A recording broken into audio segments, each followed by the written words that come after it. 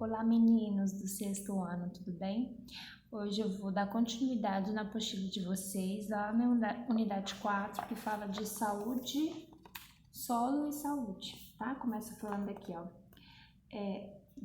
do preparo, dos cuidados com o solo, né? Pra gente plantar qualquer tipo de espécie, de vegetal, a gente precisa preparar esse solo para receber essa espécie.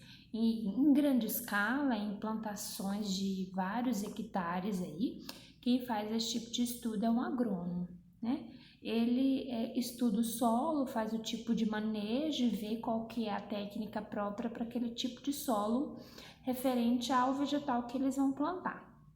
Então, precisa ter esse preparo para que ele não venha perder a sua plantação ou ficar com algum déficit de algum nutriente, ok? Daí fala das técnicas para o preparo do manejo do solo, tá? Essas técnicas, a primeira que nós temos aqui é a aração, que ela é utilizada para evitar com que o solo fique compacto demais. Compacto é um solo muito agregado, um solo muito duro, tá? Geralmente o solo fica muito compacto, muito agregado quando tem plantações. Lembra quando eu falei para vocês, para evitar a erosão na borda do rio, na beira do rio, precisa ter várias árvores fixadas no solo para deixar o solo mais compactado para evitar esse tipo de erosão? Então, o solo muito compactado ele evita a erosão, é fato, porém ele não ajuda no crescimento, no desenvolvimento do vegetal que está sendo plantado lá, tá bom? Então, em plantações de grande escala, eles fazem esse processo de aração. Só que esse processo de aração, ela tem alguns malefícios. Esses malefícios, tais eles como a própria erosão. Se você tinha um solo totalmente compactado, ali não dificilmente ter algum tipo de erosão, principalmente se for em terreno inclinado, tá bom? Agora, passou aração, é essa máquina aqui, lá na página 362 aqui em cima, tá vendo? A máquina fazendo esse tipo de aração.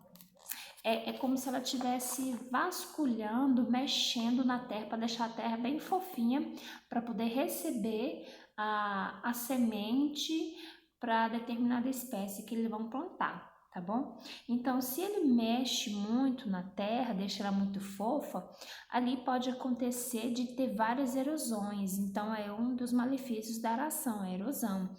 E também tem a perca dos nutrientes, pode perder os nutrientes daquele solo, ok? E também pode perder um dos solos mais bons para se ter em um solo próprio para agricultura, que é os humus, que é o solo humoso, né? Os humus, quem que produz esses humus é as minhocas. Então, quando essa máquina passa fazendo esse processo de aração para fofar a terra, ela acaba matando as minhocas, porque é as minhocas que fazem esse tipo de processo, ok? Então ela acaba matando as minhocas e não permitindo mais que ela faça esse tipo de processo no solo, ok? Então, tem que fazer aração, tem, mas depois tem que arcar com esses tipos de malefícios, tá? O próximo é a adubação, aqui embaixo. Continuando ainda lá na página 362, tá? 362, isso. Adubação. Nós temos dois tipos de adubo orgânico e inorgânico. O inorgânico é chamado de mineral também. O adubo orgânico é o próprio da natureza. Nós encontramos na natureza, nós temos de origem animal e vegetal. A origem animal, por exemplo, o esterco de animal, o esterco da vaca, do cavalo, casca de ovo, farinha de ossos, tudo isso é adubo de origem animal. De origem vegetal, folhas, restos de grama que corta lá da casa, tudo isso serve de adubo. Bagaços, né, de cana-de-açúcar, por exemplo, restos de uma plantação que eles passam colhendo e fica os restos, os galhos, as folhas, tudo isso serve de adubação vegetal. Ele acaba entrando em decomposição e os nutrientes voltam para o solo, tá? Os outros orgânicos, adubos inorgânicos, que também é chamado de minerais, eles são industrializados, é feito em laboratório, e os mais comuns que nós temos é o nitrogênio, potássio e o fósforo, ok? Esses são os mais comuns, é os que as plantas costumam mais necessitar. Isso só ocorre esse tipo de adubação quando a planta está necessitando desses nutrientes, quando falta esses nutrientes para as plantas. Aí tem que fazer esse tipo de processo, ok? O próximo é rotação de cultura, meninos. O próximo é rotação de cultura aqui. A rotação de cultura. A própria palavra fala rotação, algo que vai girar. Então, para vocês terem a noção do que é isso, por exemplo, eu tenho uma área, eu tenho uma fazenda e eu planto nessa fazenda soja. Todo ano é só soja, soja, soja. Tem 10 anos que eu estou plantando soja nessa minha fazenda. E eu percebi que o solo tá ficando muito pobre, né? Não tá, as últimas colheitas não estavam boas como as primeiras, tá faltando muito nutriente nesse solo. Daí eu consultei um agrônomo e ele falou: olha, você não vai poder mais plantar soja por enquanto, planta o tipo de vegetal para que o solo venha se recuperar, porque às vezes o nutriente que a soja mais necessita não é o mesmo que, por exemplo, a cana-de-açúcar vai necessitar. Então isso faz com que o solo ele se regenera, com que ele volte a ser um solo fértil, faz com que ele venha descansar dessa monocultura, né, que é o cultivo de uma só espécie. Então, meninos, quando acontece vários anos a mesma colheita de uma mesma espécie, o solo vai ficando pobre, porque sempre suponhamos que uma certa espécie precisa só de o básico de fósforo. Fósforo, fósforo, fósforo. Todo ano ela vai consumindo fósforo e o solo vai ficando pobre de fósforo, ok? Aí isso acontece, pessoal, porque a planta ela vai sugar esse nutriente do solo e o solo vai faltar. Aí para a próxima colheita vai só diminuindo a porcentagem desse nutriente, né? Então, o que acontece? Faz essa rotação de cultura, que é, por exemplo, esse ano eu vou plantar cana-de-açúcar, o ano que vem eu planto soja, no outro ano eu planto algodão. Aí eu volto novamente para soja, para cana-de-açúcar, para algodão. Ah, mas eu posso plantar os três numa área só? Pode, você pode fazer essa rotação de cultura numa área só, mas separando como se fosse por blocos a área, ok? Por exemplo, uma área, esse ano você plantou soja, o ano que vem nessa mesma área você planta cana. Aí na outra área que estava cana você planta soja, entendeu? Então acontece essa rotação de cultura para que o solo venha voltar os seus nutrientes de origem, para que na próxima vez que vier aquela espécie específica que necessita daquele nutriente, daquele fósforo, por exemplo, ele já esteja regenerado, tá bom? Então é feito esse tipo de rotação de cultura, tá bom? Tá. Vamos ver aqui na adubação verde.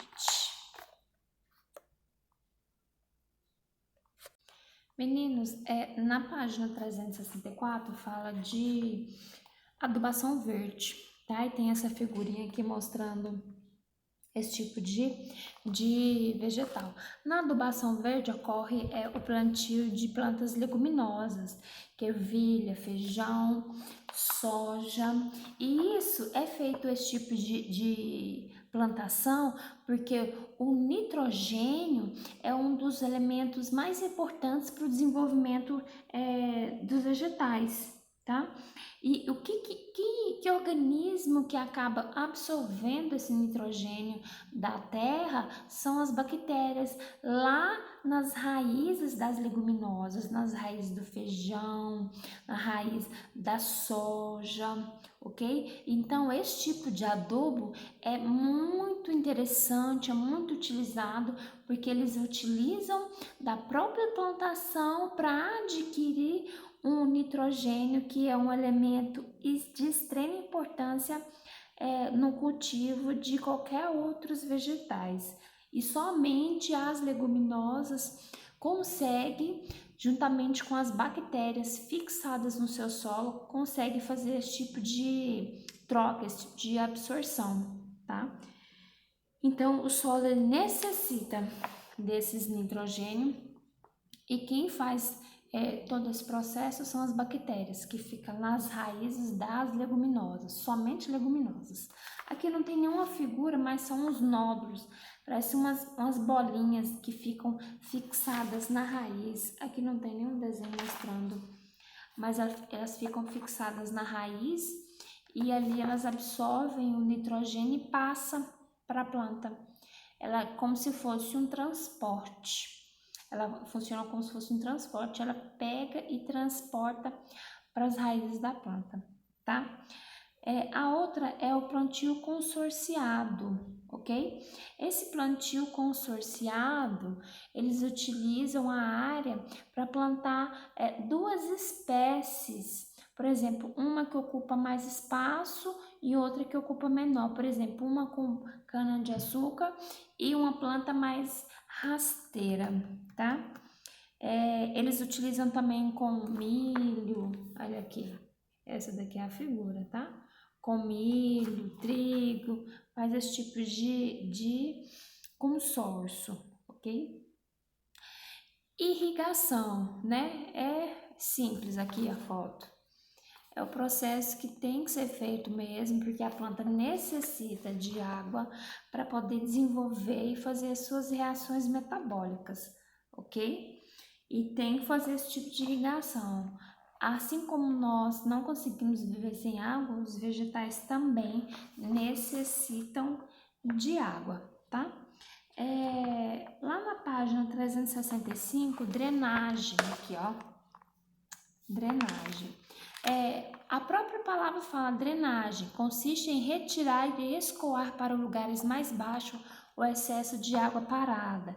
Solos muito alagados não é nem um pouco bom para os vegetais, ok? Nem o solo muito árido, o solo muito seco, nem o solo muito molhado, ok? Tipo um manguezal. É claro que tem as suas espécies específicas, né?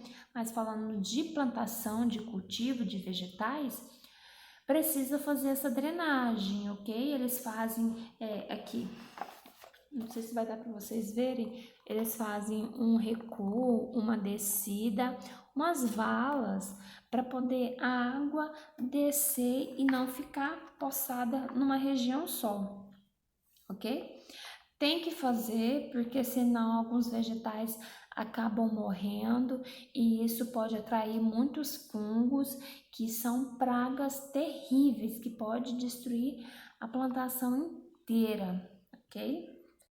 Fora que se alagar a raiz da planta, ela não entra ar, não entra oxigênio e acaba apodrecendo, né? Não entra o gás carbono, então acaba apodrecendo a raiz, tá?